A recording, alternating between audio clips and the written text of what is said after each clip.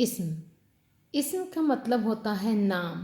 کسی بھی انسان، جانور، پرندے، جگہ یا چیز کے نام کو اسم کہتے ہیں۔ مثلاً کتاب اچھی ہے، اس جملے میں کتاب اسم ہے۔ نیچے دی ہوئی تصویر دیکھیں اور 5 اسم لکھیں۔ گلدان، میز، کرسی، گیند، کار۔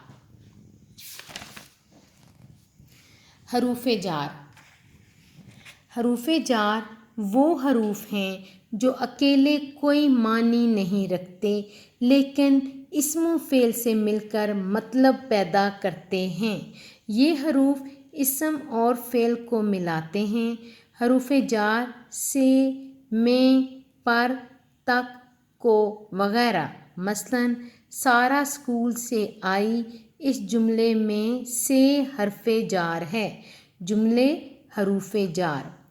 عمر سے کتاب لے لو، سے، نانا کو دوا دو، کو، احسن اسکول میں پڑھتا ہے، میں، سیب میز پر رکھا ہے، پر، شام تک کام ختم کر لو، تک۔ یہ تمام حروف جار ہیں۔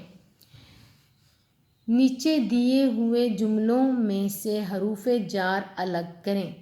احمد اسکول میں ہے، میں، تم کب تک گھر آؤ گے، تک، ساجد درخت پر چڑھا، پر، ماریا سے آم لو، سے، یہ کتاب سارہ کو دو، کو۔ یہ تمام الفاظ حروف جار ہیں۔ نیچے دیے ہوئے جملوں میں درست حرف جار لکھیں۔